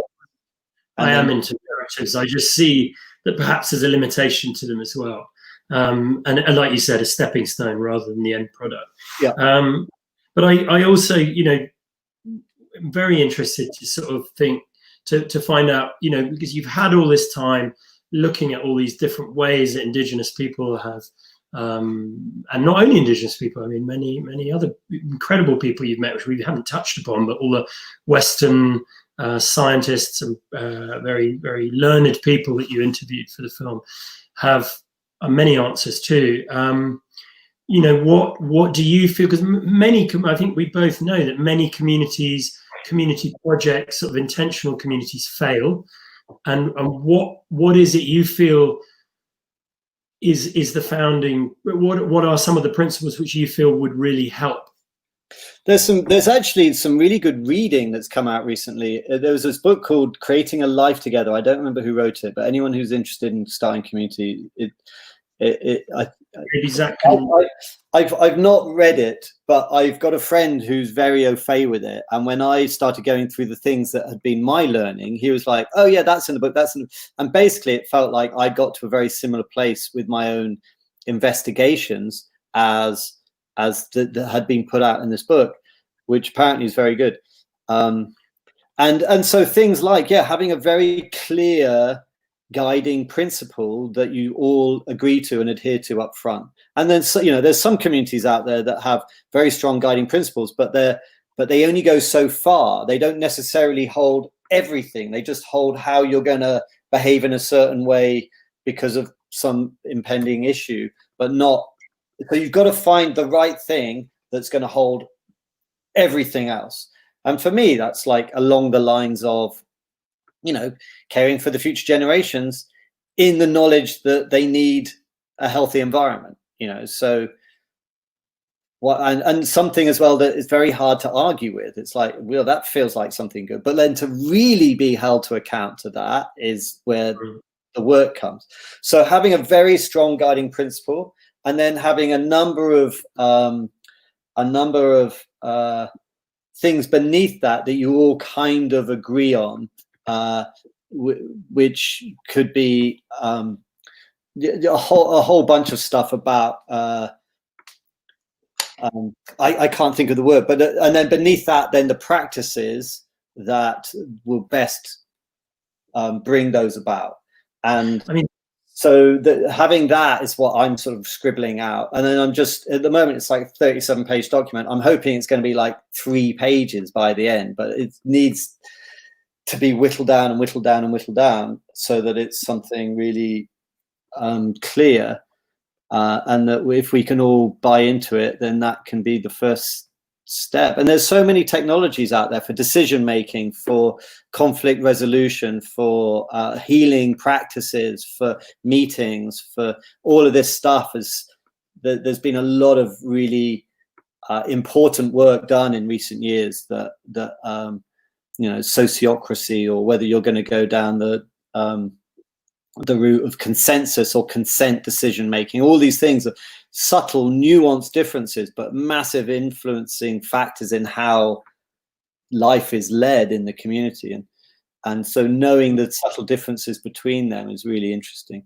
I mean, and the dream, just because I'm on this rant, George, is, of course, if this works, then that could be a blueprint for anyone else. It's like, I'm living in a big house, and you know, it wouldn't be nice to invite people to come in and do something similar here. And then these could be little nodes that start emerging, that we all connect with each other, because this is an online where we're all following the same kind of principles that we can, you know, it's adaptable, it's not written in stone, it's amorphous. But if we all, as that works, and people around us in our neighborhoods say that's what, you know, it could be an answer to how to deal with power in the same way that those women in the Ben Jelly taught me how they dealt with power. They didn't deal with out of control power by trying to tackle the power using the same quality that the power was enforcing. Instead, they came about it with a very different quality, with playfulness, with laughter, with joking, with teasing, with sexual, you know, the threat of removing sex or something. So it's much more about removing rather than attacking. And this feels to me like, in its own right, a way of dealing with this out of control, centralized power madness that we have. Is actually, it's like Buckminster Fuller said, it's like create something else that renders the original obsolete, rather than trying to siege it and stampede against it and fight it, because we will never win. We've got to realize there's another way of being that is actually better and that we can be much happier with. And it's removing ourselves from and creating something else together. That's kind of at the heart of the big grand vision. I mean, it might still be just me on my own in another 10 years, but like that's the sort of thinking behind it. I'm very taken with this idea that you're, you know, I imagine setting up a community in Wales, or hoping to set up a community or establish community relations in Wales as a way of maybe, let's say, holding that energy of loving community. That, and as you've expressed it before, that when we're in community and we're in these loving communities, like you expressed when you were with the Penan or with the various different Indigenous communities, that sense of need, that sense of want, of greed, of needing the next thing very much drops away. And in these times in particular, that the idea of community can help us to let go of needing to consume so much in order to make ourselves feel good about ourselves. George, I love you for saying that, mate. It's so true. You know, I was talking to a really dear, sweet friend here just a few weeks ago in a village just north of me, who said the same thing. She's been living in a community for a while, and it's like, and you know, has much more experience with community living than I do. And she's like that. It's like, you know,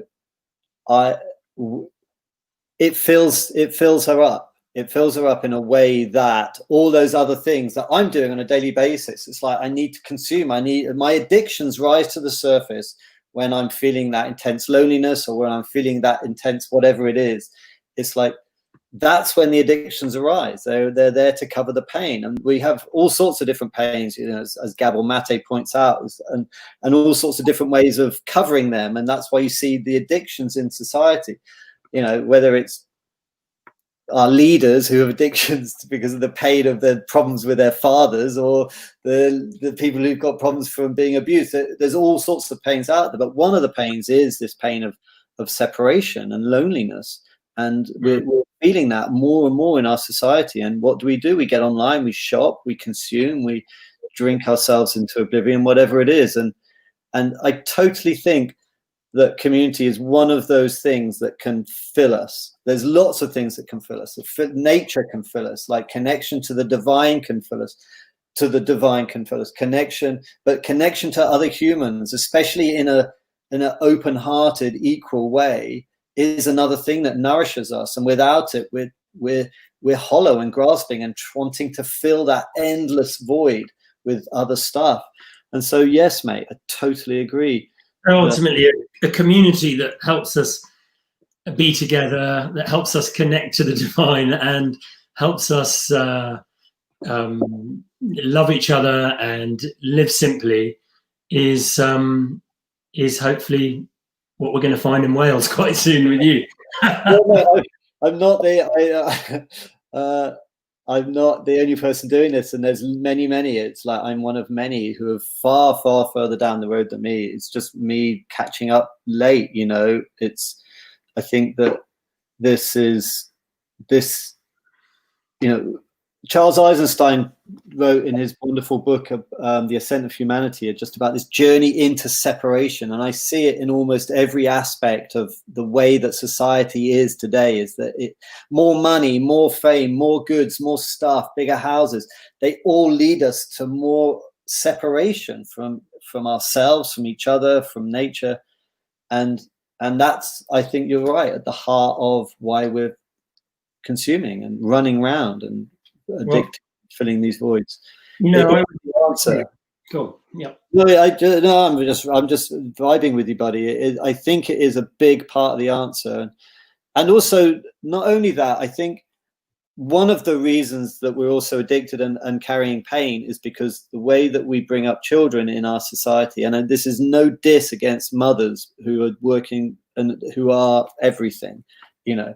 But it is a questioning of some aspect of society whereby we are all so stressed. You know, parenting is a stressful thing so often for people in our society. And the trouble is that children are, they're so sensitive when they're very, very young. And there's certain things that should happen and often don't happen because people are just not absent or are absent or not present or whatever. And there's some things that shouldn't happen, abuses and stuff, that do. And childhood is a very, very sensitive time. And when it's just two people or one person, that stress is exemplified. And I just didn't see those same stresses in the same way in community, especially a community of equals, whereby the next door neighbor who holds the same values is willing to just take over parenting. And so the grannies there's just there, and like the kids are helping out, and it's this sort of shared paternity and maternity, I think also leads to much less trauma, that we end up having to spend all our time going to bloody Colombia to drink ayahuasca and fucking lying on couches talking to George the psychotherapist. It's like a lot of that would be we wouldn't need to do if we had more community child rearing going on as well. And I think that's another big part of it. It's like these aspects of our past we've forgotten, and we think we've got it all figured out, but I'm not sure we do. Well, I think that something else about community, I mean, this leads on to a much bigger topic, which hopefully we'll get to explore later in August, but is, you know, that as we have these stronger communities and we need less and less, perhaps, you know, this land ownership issue, this issue of, you know, very few, you know, this idea of ownership itself, challenging that very, very fundamental basis of our Western life. And I know that you've been interested in that. You've talked to me very often about that. And that affects me on a personal level because I, you know, live on a farm, and, you know, the idea of what would it take for me to give that up? Well, it would take a lot of witnessing and feeling and experiencing the things that you're talking of. And the stronger that was introjected in my own heart, that sense of trust, that sense of community, sacred connection, reverence for nature, those things, the more likely I am to offer that up. And I've seen that happen in various spiritual communities that I'm a part of, lucky enough to be part of, which you've visited with me, that gradually over time, as people engage in spiritual practice and that sense of reverence for life and reverence for community emerges, people give up their properties and offer it to the community, and land they offer up. And I think, and so hopefully, your project and many other projects that are happening will convince us to do that more and more. And I feel that we're probably getting to the end. I would just also like to say that was, a lot of your work, and spending all those years with you, and has inspired me personally deeply. And I know that our medicine project, our medicine festival, and these sessions and so have been inspired deeply by your work. So there's a thread following through to, we're very much on track for gathering together at the end of August for Medicine Festival, all government permits in place and social distancing, whatever that is, at the time. And hopefully you'll be joining us there and exploring some of these things even further. Obviously, maybe the BBC might have taken you away at that point, which I also think. Can you say anything about that? I don't want to jinx it by really going there. Not that I'm told not to, but more that it's not fully commissioned yet, and so I just want to keep it in the realm of I just keep it to myself for now. But it's very in keeping with what we're talking about, isn't it? Yeah, it feels really. I'm not going back because I just need a gig. Obviously, I'm going back because I feel that to have an opportunity to use my voice in a way at this time could be it's just a huge gift and a blessing. And I know that it won't be my full voice, but the ability to have a reach that I can get from that space feels like it's something that I'm drawn to and could be really helpful for, well, I don't know, that sounds a bit much. I feel drawn to it again, and to be of service, really. Wonderful. I'm just seeing that we have got a couple more questions. Have you got time to? Yes, mate, I do. I was just curious. I didn't know how long we were supposed to be ranting.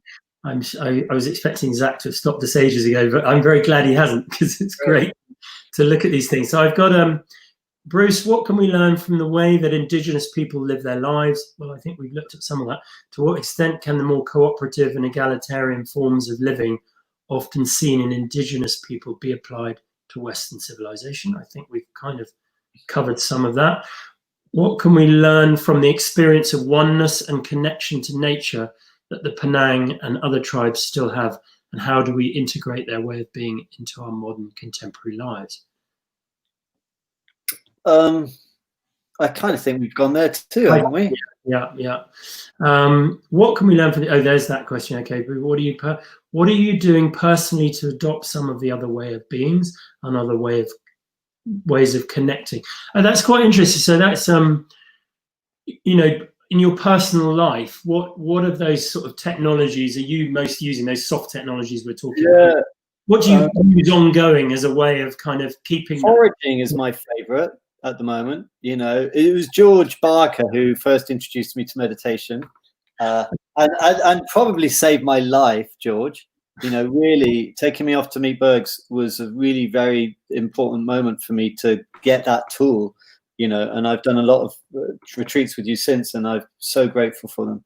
And I think that mixing plant meditation with some of the techniques that I've gained from people like Bergs and others who are great Buddhist meditation teachers and the like has been extraordinary. So I think meditation is a vital tool. I don't really sit cross-legged these days. I mean, I might get back into it. I don't do a lot of that, but what I find is that I try and bring a meditative mindset into some sort of moments of my life. And I find that foraging is my favorite one. It's like, you have to be really alert. You know, it's one of the points of the film as well. It's like, you know, hunting and foraging are, in a sense, a sort of a type of meditation, insofar as that you have to be present. You have to be fully in the here and now to catch the monkey. You have to be fully here and now to be really paying attention to where the plants are. And so I love going out. I mean, I'm enjoying gardening as well. I've just got into gardening, and there's a meditative aspect to that, but you can easily drift off. You can actually quite easily drift off. But when you're foraging, you can't. Firstly, because you can kill yourself, because there's a lot of poisonous plants out there. And secondly, if you drift off, you're not observing where things are. You're not like being with nature. And I find that to me is one of my favorites, because it mixes everything of like the sort of meditative state of presence, but also a deeper learning of nature and a nature connection. And then also this amazing sense of finding home in a weird way. It's like, I've now realized that when we think of the benefits of home, it doesn't mean bricks and mortar. It's like what the Penan know is that they can land anywhere in that valley and they can survive, because they can survive from the food, and they feel this sense of, okay, security, because they recognize the plants. And the more that you learn about wild plants and where things grow, there's a sense of security that can grow inside you too. And it's really beautiful, sort of like, it's almost like rooting yourself. It's what I now realize people mean by like rooting yourself in a place. It's like, okay, so the learning the plants of the UK is meant that I'm here now. It'd be very hard for me to now go back and live in Spain, because I'd have to learn a whole new bunch of plants. But to be here, it's like I feel more sense of security. It's like, yeah, I know that one now. I know this one now. I know this one. So for me, that's my number one. And then breath work. I've got a dear friend staying with me at the moment, and we've been doing some breath work. Breath work's amazing. I mean, like just a bit of pranayama, and then also like some holotropic stuff, some deeper stuff. It's always good. And like, and plant medicine is. How do you feel about the plant medicine? I'm also interested, because I remember asking you once. I mean, we've had many journeys together, and I've loved every one of them. Going with you and diving deep into a culture with plant teacher medicines. But I remember asking you once how all the tribes you'd met, how effective did you feel the plant medicine communities were? And I remember you saying something which kind of, it was different. It wasn't what I was expecting. And you said, actually, sometimes the communities that are very using a lot of plant spirit teacher medicines aren't the happiest.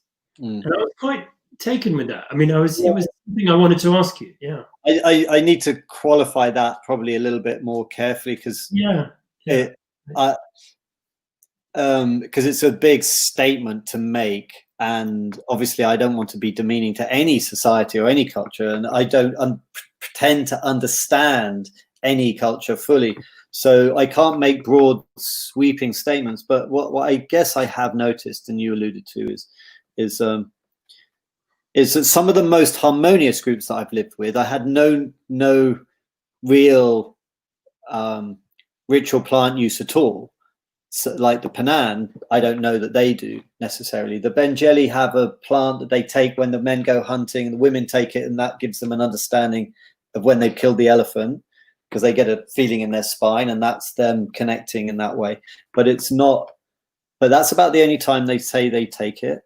And like, believe me, I've been looking for these things. It's like I've been out. It's like I'm excited by this, because because of course, like many of us, the plant medicine world gave me something incredibly deep and profound. And so for me, for a while, it was an answer. You see that with so many people when they go to a cult or find a new religion or whatever it is. It's that something it offers them is so deep that that you end up taking on all of it, because it's like, this is the answer in its entirety.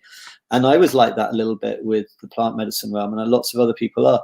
But then when I really ascertained it fully, I had to question that. It's like, no, actually, it's not the answer. It may be a stepping stone, like all these other things, George. It's a stepping.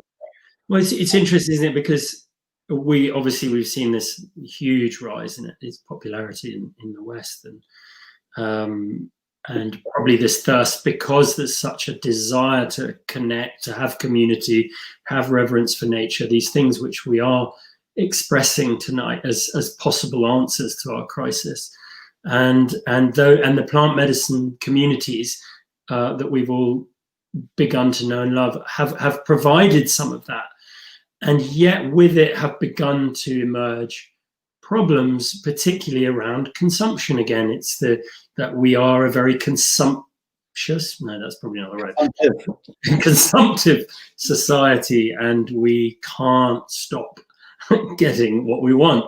And then you alluded to, being at home and foraging, and I can't help feeling that some of the issues arising out of sustainability of things like ayahuasca, iboga, which are feeling a great deal of pressure within traditional communities, where a lot of the supplies are now going to Western participants rather than the communities that have always thrived and lived with those cultures, with those plant teachers, and it's in again, that sort of cultural appropriation begins to rear its head, and problems arise with it. And to what degree should we be looking here in our homelands for our own ways? The Welsh Hills, you mean? The Welsh Hills for a little... Welsh Hills, well, yes. We all enjoy visiting the hills. Obviously, I don't go looking for liberty caps around the hills around my house. That would be illegal, George. So loads to talk about there. God, from a cultural appropriation to consumption to the rest of it. Yeah,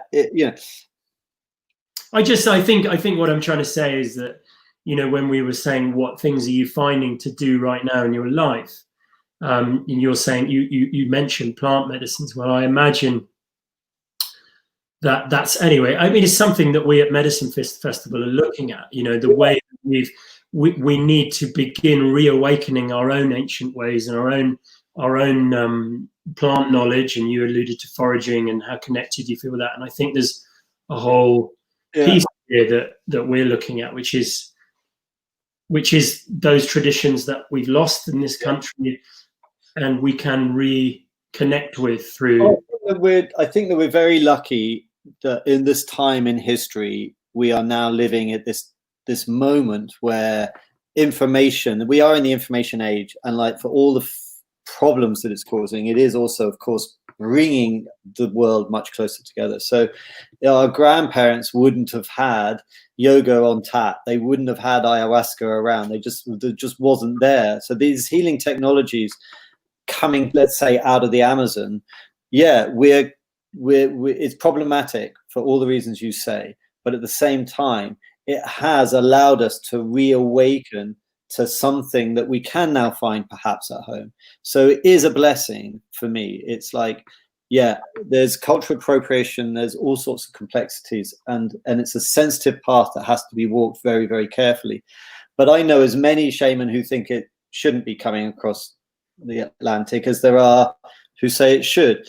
And so the jury's out there, and what I know from myself is that without that, I wouldn't have had the insights I now have. And I'm not looking for more of that at the moment, but I would be happy to explore a legal version of something at home that was more traditional, and us reawakening, as you say, something that is more homegrown, using more homegrown substances, that, in all the right ways, but in the deep gratitude of having people on the planet that we can connect with who are still holding on to their lineage. It's not our lineage, but without that, we wouldn't have had any idea at all.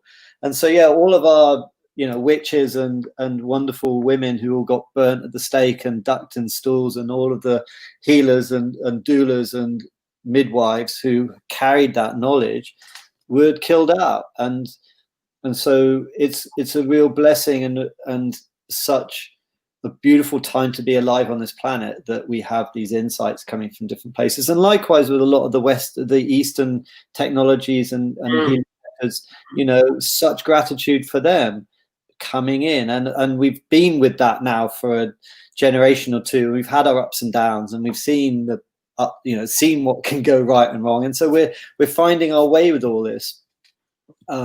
Likewise with the plant medicines, and it's a fascinating time. I wonder, because it's still, we talked about this because I saw you, didn't I, the other day? And it's like, what is going to be the effect of lockdown? I still don't know yet what the average person living at home has had as an experience. I haven't seen that yet. I mean, there's a little bits of it erupting out into the beaches and the streets and stuff, but a number of years ago, we didn't have these technologies available to us. And so people weren't able to necessarily do home healing practices, whereas now this stuff has filtered into the public psyche to some degree. I don't know how much. I think probably, sadly, not enough to have really dealt with a lot of the potential problems that might have erupted from everyone sitting in a flat without a garden for a long period of time. But at the same time, it is growing. These tools and technologies that are really helping us so much are now getting out into places that they just weren't at before. I remember Jerome Lewis also talking about the music of the Benjelli, and one of the things we haven't really talked about music and that as a soft technology and as sacred songs and the like. And it was just interesting that within our sort of friendship groups and during lockdown, one of the things which has been most powerful for I think a lot of friends was a number of these different online sacred music events, singing projects. I mean, we were listening to many times indigenous shamans singing from the jungle, via. Yeah, no, I saw it myself. Yeah. So this bizarre reacquaintance with ancient ways through the most modern technology, and I guess that's again that's a thread that we're exploring on some of these sessions, and you're probably exploring too. Yeah, absolutely. Yeah, I mean, all of these things are double-edged weapons. It's intent and meaning and all the rest of it. It's like television is not the problem so much as what's on it. Likewise with the internet, it's like these tools do potentially have the capacity to really help. Something that I just suddenly popped up there, Bruce, is when in your film, when the Penang. The Piraha. No, the Penang elder. Arau. When Arau was watching TV or using the canister, it was like these moments where our world was colliding with his. Yeah. And like you said, the television isn't the problem; it's what's on it. And yet, it's this sense, isn't it, of like all of the things which we bring to their life.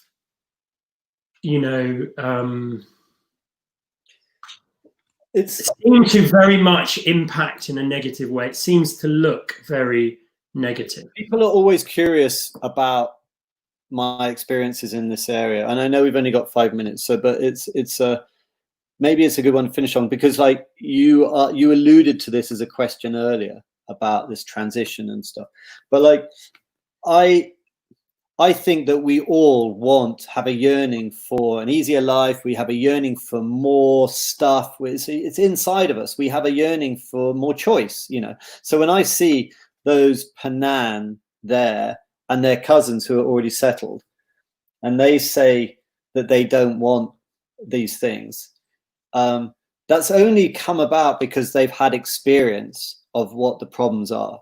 Generally, when I see a tribe, and then the first exposed to the outside world, they go through a very strange transition whereby they generally feel relatively insecure and see us, they romantically project into our world, just like we romantically project into their world. Right. And they will come rushing to it going, oh my God, you've got a little bit of some card and you stick it in a wall and you get unlimited stuff that you can go and do whatever you want. It's like they have no idea of the way that our world works, but they just see all this stuff and think that we're all having the most amazing life. And so they rush towards it. It's only after a period of time that they realize that our values and the ability for everyone to have those riches is very curtailed, and it's a very, it's a very different place to where they came from.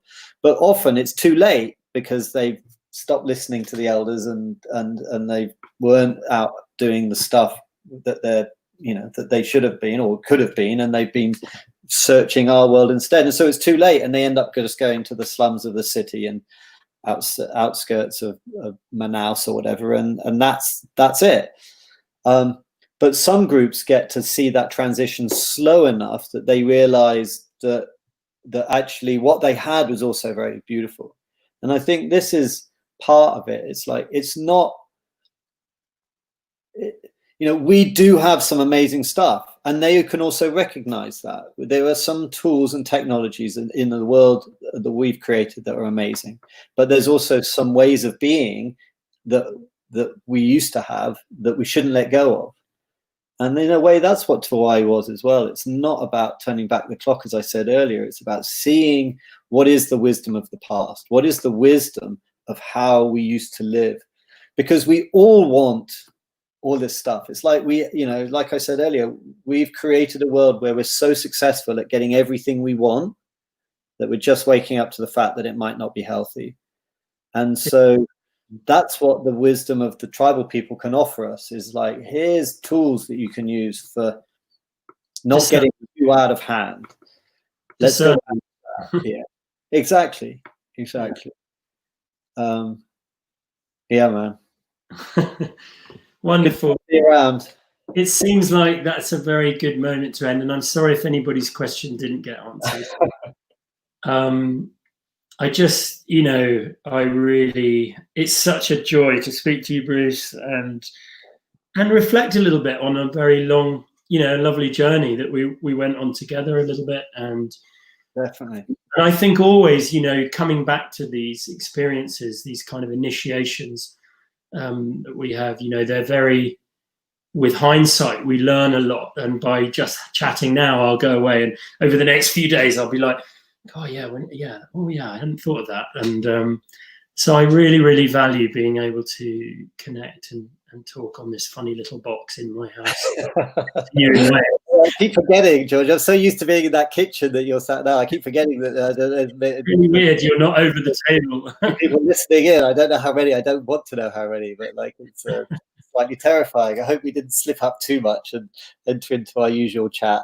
I hope that I know that we've talked about doing another piece online with you and Ingrid, looking at some of those feminine things that we were talking, role of the feminine within the Benjeli tribe, and how that can be extrapolated out into a huge piece about the feminine. I can't wait to go on that journey, and I don't know whether that will be in the near future or after you've done your BBC work, but I'm very much hoping that will happen soon. And I know you're hoping to be with us at the event at the end of August, our festival, inaugural medicine festival. Where we'll talk a lot more about these things and explore a lot of the things without talking, through dance, through song, through sweat lodges, etc. Some of these wonderful things: community, sacred connection, and a reverence for nature, which I think all things that we're trying to bring in, and I know is so much part of your life. And I just really honour your journey, Bruce, and so much integrity you bring to your life and your journey, and that affects so many people, and throughout our friendship has really been a bedrock, really an anchor point for me so many times. A little thing, what would Bruce do? What would Bruce say? I mean, obviously sometimes I try to ignore that. More often than not, George, let's be honest. Georgie, in this moment of mutual love, can I just say also, my friend, like really here publicly, just, similarly, brother, you've been such a support to me, man. You really have. I love you so much, and you've really helped out in many ways on many occasions. And I feel that we've been on very much a joint journey, and I love you very much, and I'm always grateful for the insights you've given me along the way, pal. So much love. Love you too, and can't wait for more. Yes. So I'd love to just say, for anybody who hasn't seen Tawai, it's Bruce's beautiful film. It is available on Medicine Festival until Friday at 12 p.m. And after that, it is available on Tawai.earth for a small fee. I think it's £3.50. And also, there it is, going along the bottom now. And also, I'm very much hoping that Zach is posting the 2 pieces of footage that Bruce referenced in this, which were very beautifully shot. I really recommend you go and watch it if you haven't seen them. The piece of an ayahuasca ceremony with in Colombia with Kahujali Tsamani and also Kogi Mama, and very, very beautifully shot. I've never seen a ceremonial piece so beautifully shot and honored. And then the piece with the Benjeli, again, another really, really beautiful bit of footage. And hopefully there's more to come from the archives of the Tawai story. I know there's more footage there, so I'm really looking forward to that. Yeah. Just finally, just would love to say if these projects are not, they do need support, and Tawai is no different. And also Bruce is supporting Survival International. So I know that Zach has a donation thing, link.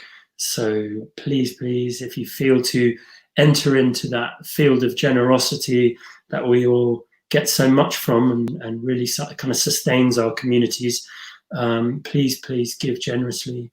It'll make a lot of people's lives better. And on that note, thank you very much to all of you out there. Thank you, medicine families worldwide. Thank you to all the participants of Tawai, all the Indigenous wisdom keepers that we met and who Bruce was working with and continues to work with, and all the Western contributors as well, wisdom keepers too. Thank you, all the team of Tawai and all of you out there. Thank you, Bruce. Much love.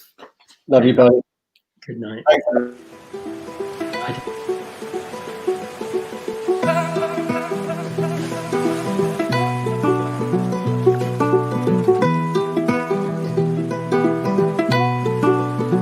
Bye.